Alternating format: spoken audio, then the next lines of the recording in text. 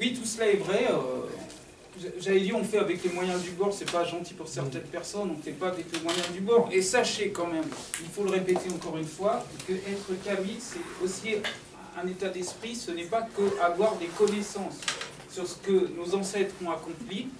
Moi, par exemple, si j'ai adhéré à Afrocentricité Internationale, c'est que la sœur est tombée, avait adhéré avant moi, et le Chénouti lui avait dit, elle m'avait rapporté les paroles du Chénouti, c'est que la connaissance ne suffit pas. Donc, et moi, ça m'avait plu.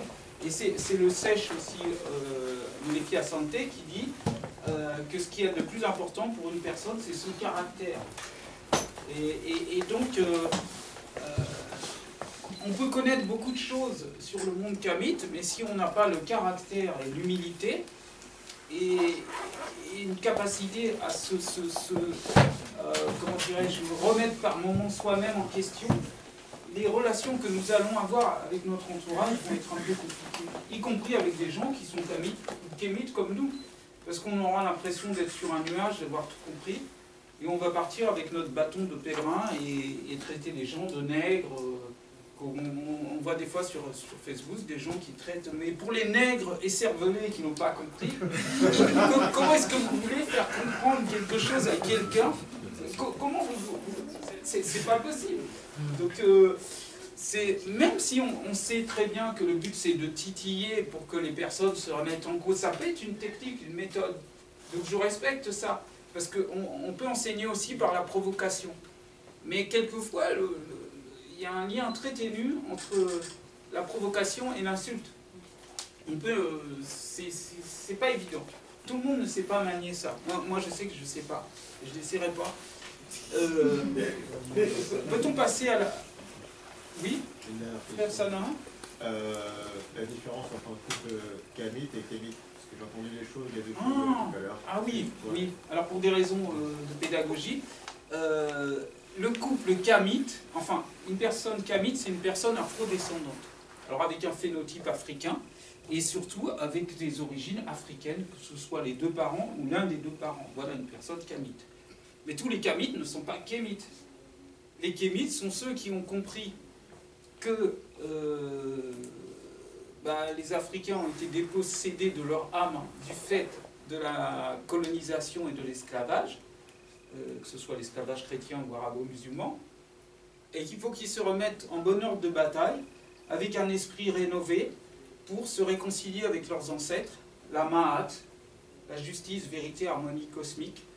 Justice, vérité, mais nous ne voulons pas d'une vérité qui nous serait étrangère. La vérité des Hébreux n'est pas la nôtre, la vérité des Arabes n'est pas la nôtre, et c'est normal qu'ils aient leurs valeurs. Nous les respectons pour ça, et ils ont raison d'honorer leurs ancêtres, mais ce sont leurs ancêtres. Leurs ancêtres ne peuvent pas devenir les nôtres, autrement c'est un désordre mental.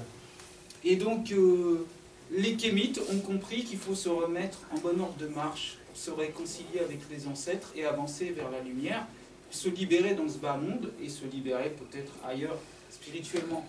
Et donc, voilà, c'est ça.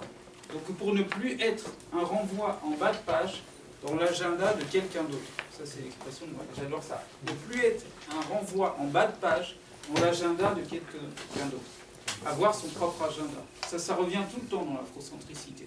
Donc ça, ce sont les kémites. Les kamites, ce sont simplement des gens qui sont africains. Mais tous les Africains ne sont pas afrocentriques. Voilà. Donc on peut passer peut-être à la suite.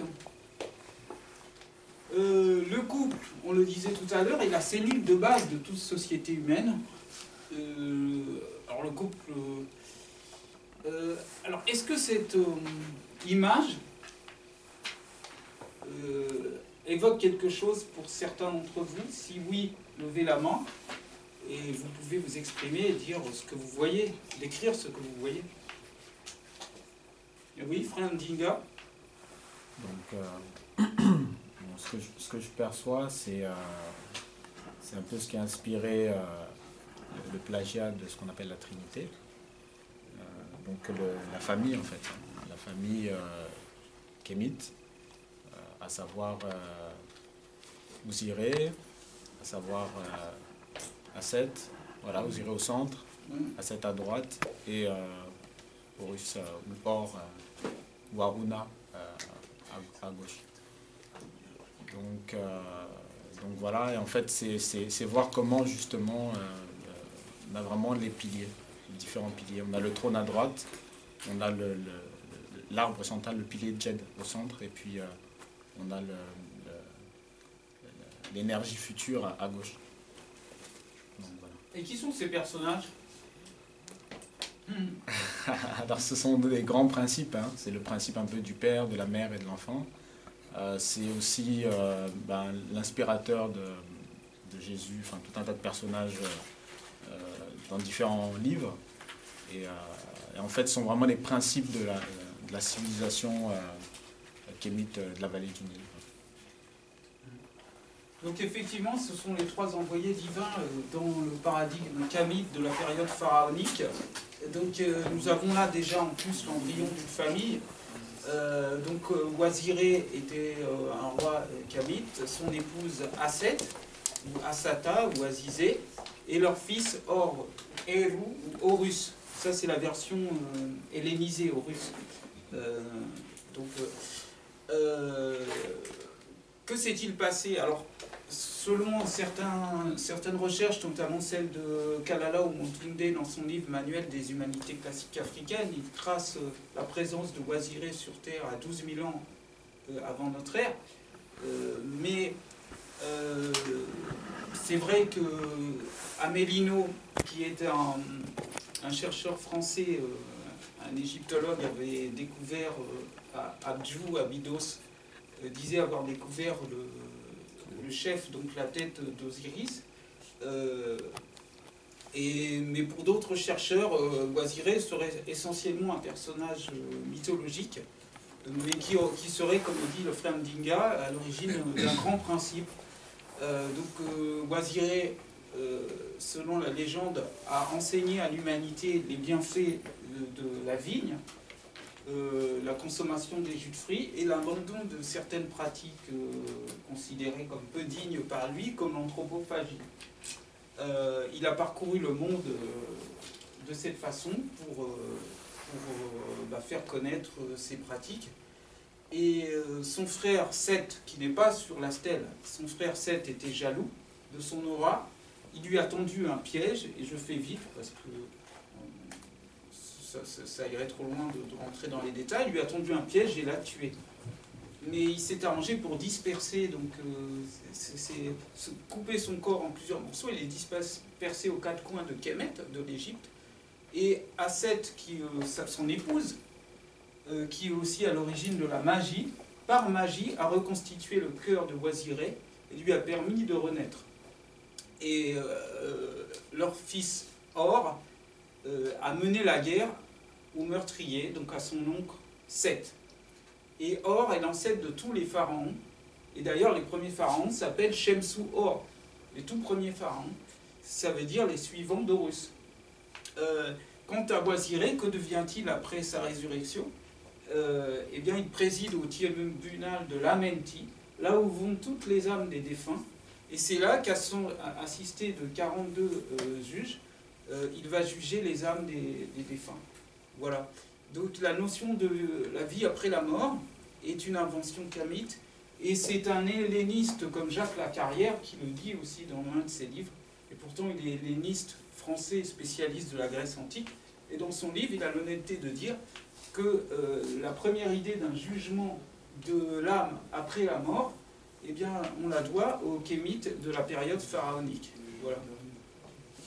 Oui. Juste si je peux ajouter, on a aussi l'exemple en fait de ce qu'on appelle l'amour divin, en fait, parce que l'amour du principe masculin avec le principe féminin donne une continuité en fait.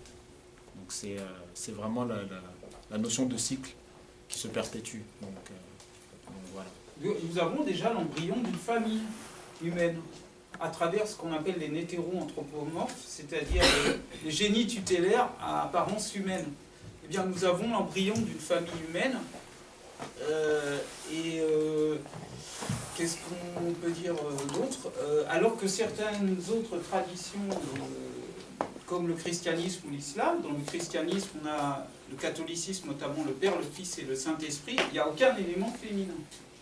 Donc là, l'élément féminin est zappé. Il n'appartient pas vraiment au sacré, même si dans la religion catholique populaire, il y a des processions en l'honneur de la Vierge Marie.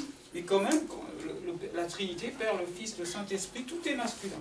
Donc l'élément féminin est complètement zappé. C'est une différence qui est très importante et qui peut expliquer de grandes différences culturelles qu'il y a entre les Occidentaux et nous. Voilà. Je parle de différence, je ne parle pas de supériorité ou d'infériorité, je parle de différence. La différence n'est pas un problème en soi. On peut peut-être passer à la suite. Alors cela fait des millénaires que cette cellule de base, le couple kamite, cette cellule de base de la communauté kamite est mise à mal. Pourquoi des millénaires? Alors qu'on nous dit souvent que les choses ont commencé à se gâter pour nous avec l'esclavage et la colonisation. On n'aurait pas fait une petite erreur, hein? Pardon? En fait, on parle surtout du couple kamite. Vous voyez que là, il y a deux personnes. Peut-être que certains d'entre vous reconnaissent ces deux personnes. Ces deux sculptures. C'est un couple. C'est un couple qui a existé. Hein. C'est César. C'est Marc-Antoine. Oui, on aurait pu mettre César aussi. Hein. Mais c'est Marc-Antoine et Cléopâtre, effectivement. Alors Cléopâtre, certains d'entre vous me diront, oui, mais c'était pas une kamite. En fait, si, mais je pense qu'elle avait du sang grec, évidemment, parce que le mot Cléopâtre ne veut rien dire. En sicam, c'est un mot grec, bien sûr, c'est les dynasties tardives des Ptolémées qui sont issues de l'invasion grecque. Mais les Grecs de l'époque n'étaient pas forcément semblables physiquement aux Grecs de maintenant. Et en plus, il y a eu sûrement des brassages avec les populations kamites. Donc, on voit bien que c'est une personne peut-être d'origine multiple, mais avec notamment du sang kémite. Et il faut savoir que dans toute société humaine, le choix du conjoint est dicté certes par des sentiments qu'on peut éprouver, l'admiration, l'envie d'épanouissement, mais aussi par des considérations qui sont des considérations pas forcément matérielles, mais de stratégie. Donc il faut savoir que dans une société humaine où les gens ont perdu la gestion de la chose publique, la gestion politique, où la gestion politique est dévolue à des étrangers, où le pays est envahi, dans les choix que nous faisons de relations humaines et de relations de couple, nous tenons compte de ce rapport de force. C'est normal, c'est humain. Et effectivement, à cette époque où Kemet avait perdu son indépendance, déjà du temps de l'invasion grecque, et elle-même, Cléopâtre est la résultante de cette invasion grecque, quand bien même le pays voulait maintenir un semblant d'indépendance, la puissance la puissance militaire des Romains obligeait peut-être Cléopâtre à faire don de sa personne pour sauvegarder peut-être une certaine autonomie de l'Égypte, qui n'était déjà plus l'Égypte, qui n'était déjà plus Kémet, qui était déjà presque autre chose. Et donc cela fait des millénaires que cette cellule de base est mise à mal. Et est-ce que, d'après vous, cet exemple de Cléopâtre est un exemple qu'on peut prendre isolément, mais qui ne démontre rien, parce que ce serait un exemple isolé? Ou est-ce que vous pensez que déjà à cette époque-là, il y a une politique systématique à l'encontre du kamite? Donc, Cléopâtre, c'est un exemple isolé, ou c'était déjà, ça s'inscrivait dans une politique? C'est une stratégie. Oui? Pourquoi dites-vous ça? Parce qu'il y a un désir de s'imposer sur la culture de l'autre. Bien sûr. Alors c'est vrai que le frère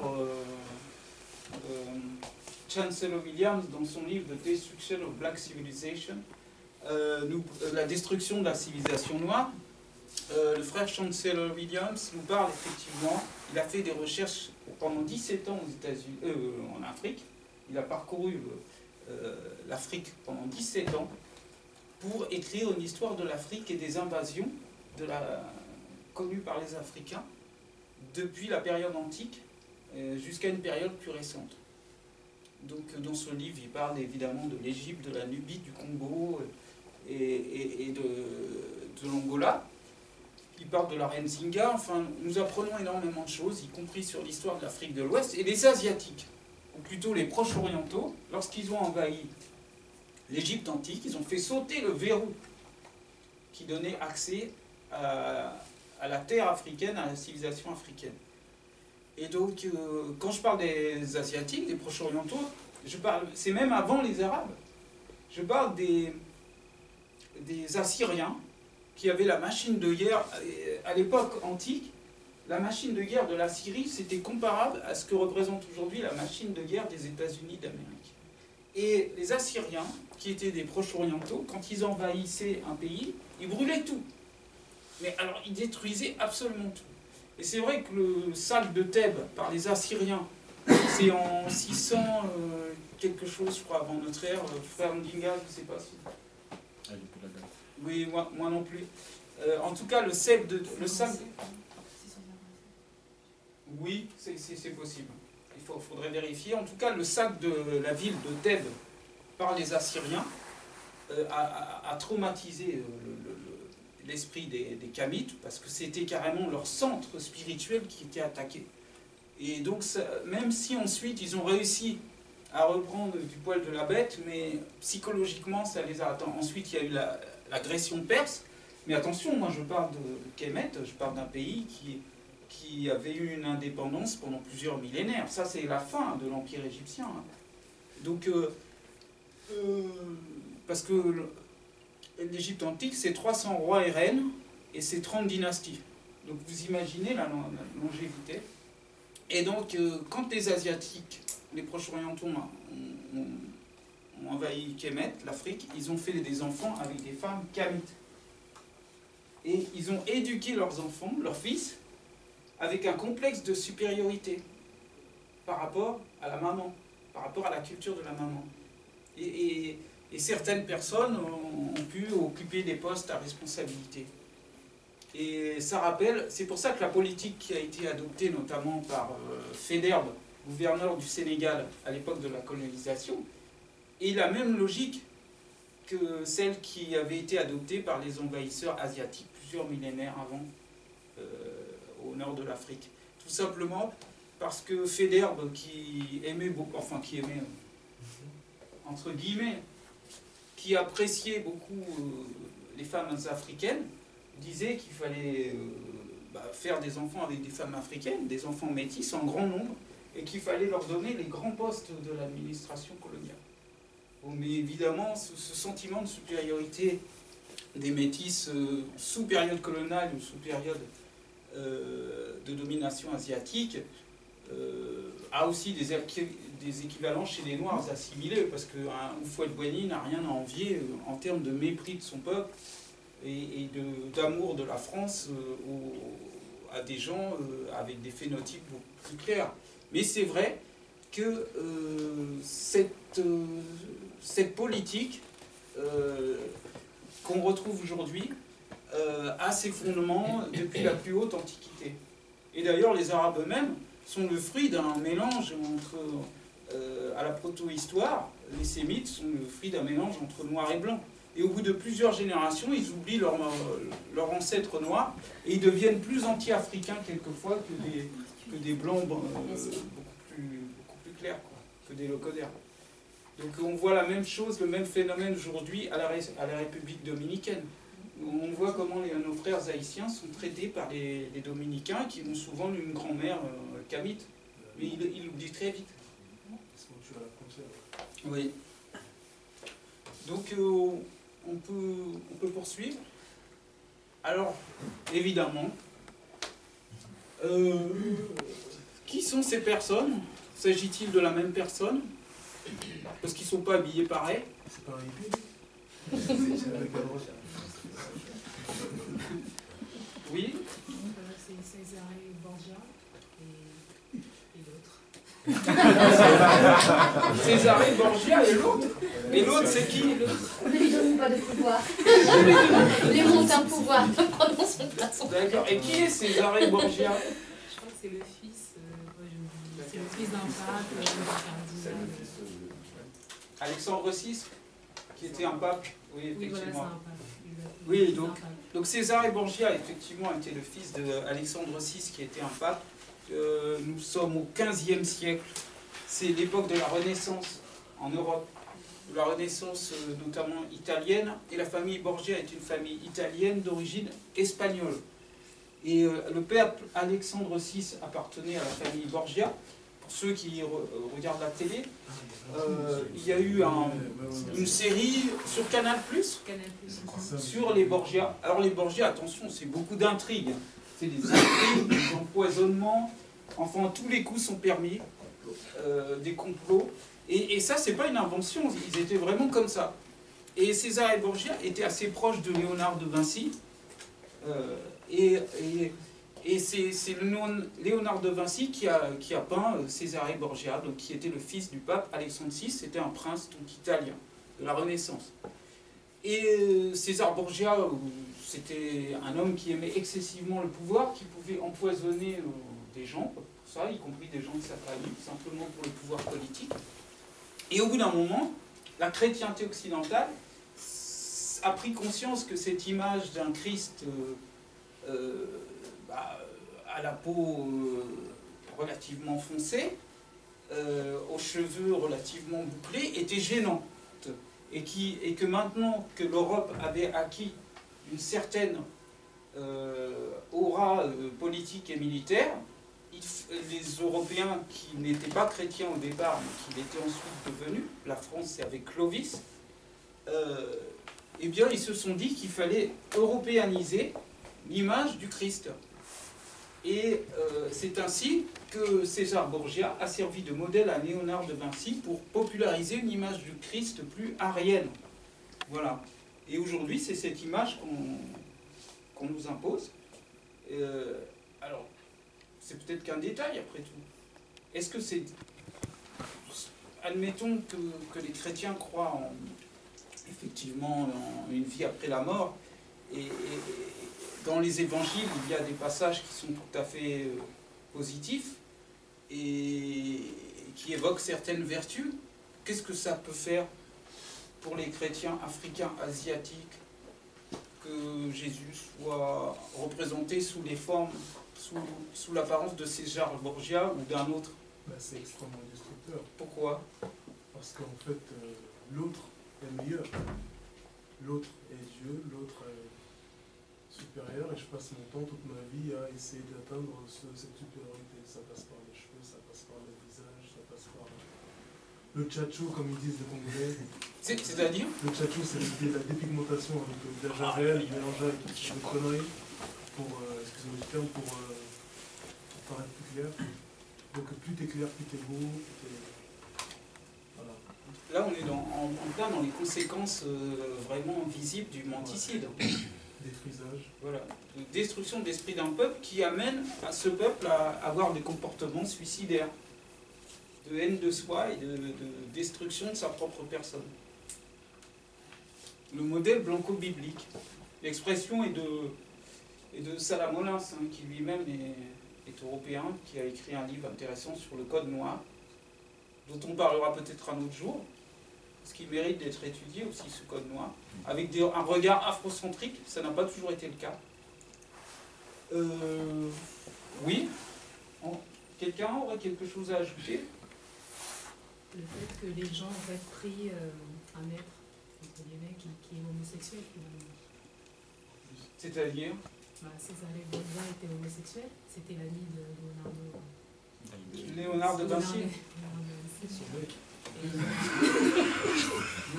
coup, c'est une figure homosexuelle que l'on prie, finalement. Les gens ne savent pas, par contre. Les gens ne savent pas. Les symboles ont une force. C'est une force. Et puis je veux aussi rajouter de l'antagonisme d'avoir un Jésus blanc. Il y a beaucoup qui assimilent aussi le gouvernement, par exemple, le diable. La malédiction, ça a déjà été dit, mais carrément le diable. Et puis aussi l'importance des couleurs quand on se marie, on s'habille en blanc et quand on s'éveille, on s'habille en noir. Parce que tout ça aussi, des symboles, comme disait Poésie, ont une force et ça ça participe justement au fait que... Du menticide. Voilà. Ouais, Mm. ouais c'est assez impressionnant. Juste un point, effectivement ce qu'il dit est très important parce qu'en fait, d'un côté on a l'Italie, donc qui va être la patrie du Vatican, donc la maison mère un peu du christianisme avant toutes les divisions. De l'autre côté on a Jésus ou Yeshua, donc qui sera le représentant un peu rejeté donc, du Messie juif en fait. Donc ça nous renvoie aussi donc ça nous renvoie au christianisme, mais ça nous renvoie aussi au judaïsme.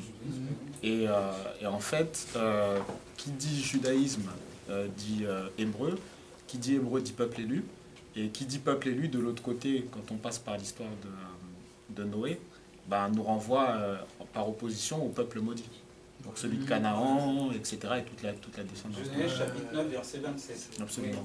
Mm. Donc c'est ça aussi qui est important, c'est-à-dire que l'image, ça fait partie aussi du processus de l'image de la colonisation du divin. Enfin, la colonisation de l'image du divin. Donc la colonisation de l'image de Dieu. Et ça se vérifie en Europe, ça se vérifie au Moyen-Orient, ça se vérifie en Asie, parce que les premiers dieux étaient noirs, ça se vérifie en Amérique. Donc, et effectivement, après, toutes les populations qui viennent après ben, vont suivre vraiment de façon aveugle ces images de Dieu blancs ou plus clairs. Chez l'outil Aménie, j'ai envie de t'interroger à ce sujet. Nous, quand nous prions les esprits lors de la perme à Kérou, mais les esprits sont parmi nous, mais ils n'ont plus d'enveloppe corporelle. Donc cette notion de blancheur ou de noirceur est-elle si importante que cela pour nous? Ce qui est le plus important, c'est les actes que l'on accomplit lorsqu'on est dans cette enveloppe corporelle. Malheureusement, étant né dans une enveloppe corporelle ou une autre, on est soumis à une influence de ces mêmes sociétés, de cette même culture. Donc, est-ce que quelqu'un qui justement va grandir dans une enveloppe corporelle leucoderne est donc soumis à tous ces mensonges depuis l'enfance, est-ce que justement, comment dire, le challenge n'est pas plus grand que celui qui va grandir, entre guillemets, dans une culture qui prône la vérité. Voilà. Donc, là est toute la question, en fait. Voilà, c'est l'influence qu'il y a autour de la société dans laquelle on grandit qui réduit pas justement le défi que l'on mène sur Terre. Et effectivement, bon, on renaît dans une société qu'on a laissée avant. Et nos ancêtres savaient ça. Et d'où l'importance justement de faire triompher la Ma'at, parce que c'est garant du fait que lorsque l'on va revenir à la vie, on va revenir donc dans une société qui est régie par la Ma'at.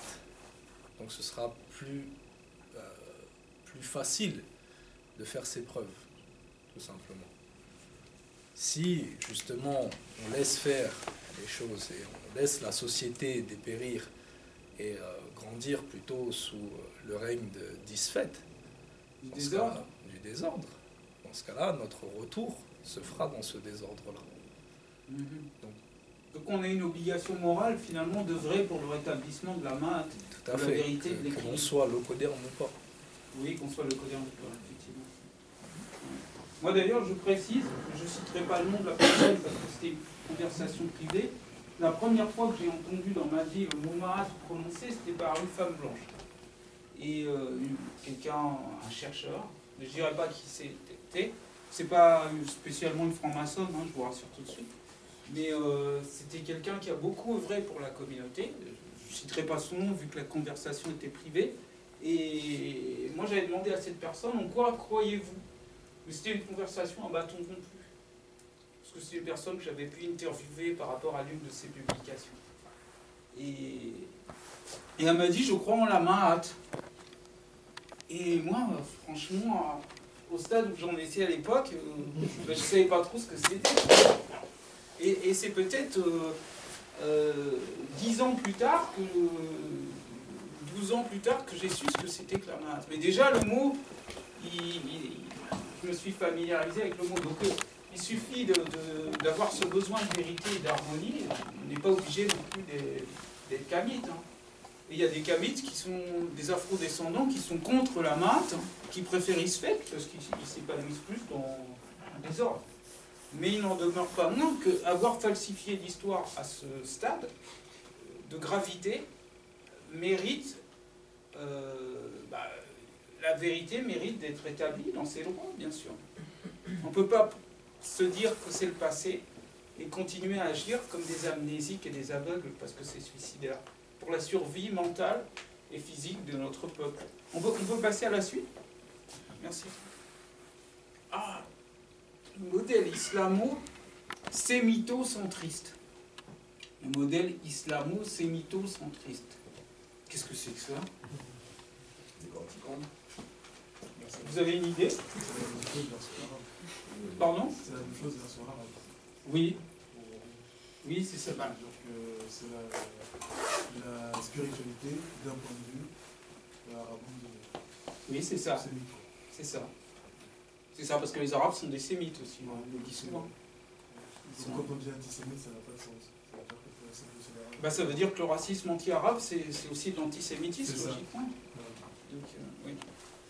Je pense que justement que c'est important d'insister, de faire une parenthèse peut-être sur ça, parce qu'aujourd'hui, on s'aperçoit justement que les médias essayent de véhiculer le terme sémite comme étant quelque chose directement relié au judaïsme. Or, il ne faut pas les laisser faire, parce que justement, ça vise à dire qu'il existe une race juive. Or, le judaïsme est tout simplement une religion. Une religion certes sémite, mais ce n'est pas un peuple au sens du phénotype. Ce n'est pas une race, c'est une religion. Et aujourd'hui, ils essayent de dire que justement l'antisémitisme est équivalent au racisme. Parce que justement, on parle d'une race. Or, non, il faut tout ça pour essayer de minimiser le terme racisme. Voilà, enfin, plutôt le généraliser à des choses qui n'ont rien à voir. Et donc c'est comme ça que justement il parle d'antisémitisme en parlant du judaïsme, il parle de racisme quand il parle d'homosexualité, enfin d'homophobie, etc. Ils essaient de coller ce terme racisme à tout et n'importe quoi. Il parle même de racisme anti-flic.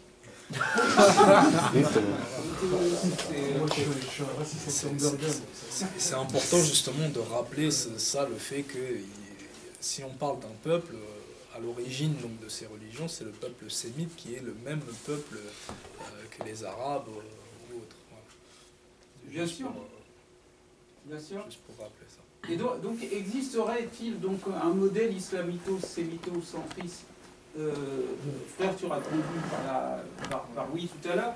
Et donc le personnage qui est représenté ici, manifestement, c'est le prophète Mohammed. Enfin, il est prophète pour les Arabes, c'est normal, c'est leur truc. Hein. Ils ont le droit, et c'est très bien comme ça. Ils honorent leurs ancêtres, c'est très bien. Moi, je trouve ça bien. Sauf que c'est les leurs, c'est pas les nôtres. Et donc, si on se met à prendre les ancêtres des Arabes pour nos ancêtres, je crois qu'on est très mal barré. Ouais, après, il y a une question que je voulais vous poser, parce que je suis en train de regarder aussi un certain nombre de vidéos sur les Israélites, les Blacks israélites, sur les morts. Et les morts parlent de la partie islamique, comme quoi on a des liens, je sais pas si ça veut dire. Vous voyez ce que je veux dire? Les morts sont islamisés, c'est tout. C'est les Africains, ouais, de l'Afrique du Nord. C'est ça qui sont. C'est tout. Ouais. Effectivement, le problème il est récurrent et puis il est très sérieux. Nos frères de l'Afrique du Nord se reconnaissent pas africains. Ils ont le même problème. Tout à fait, c'est le même problème que ce dont on parlait tout à l'heure par rapport à la République dominicaine. C'est-à-dire, avec le rouleau compresseur de l'idéologie raciste, c'est pas l'origine des gens qui pose problème. c'est l'idéologie qui est véhiculée et qui va dans le sens du préjugé de couleur, avec un rouleau compresseur idéologique, néocolonial ou raciste, des Noirs, même des Noirs bien noirs, peuvent devenir anti-noirs. Mais même pire que Le Pen. Et des fois, on entend des propos de personnes vraiment d'ascendance africaine, dont les deux parents sont africains, qui sont nés en Afrique et qui ont des propos, même Le Pen n'oserait même pas les prononcer. Donc, effectivement, les Arabes, comme les Sémites en général, sont les résultats d'un mélange de noir et de blanc à la proto-histoire. Et quand vous voyez le physique d'Alexandre Dumas père, vous voyez le physique que beaucoup d'Arabes ou de Juifs ont, notamment même des Juifs ashkénazes des fois, ils ont les cheveux comme Alexandre Dumas. Donc c'est pas le hasard. C'est pas le hasard. Mais on pourrait dire la même chose des Siciliens aussi. Donc en fait, parce que les Maures ont occupé la Sicile. Donc malgré tout, il y a toujours ce préjugé, c'est que les personnes plus claires sont valorisées dans le monde arabo-musulman, et on voit comment nos frères vivent certaines persécutions au Maroc, en Tunisie ou même en Algérie, où on peut se faire tuer très facilement.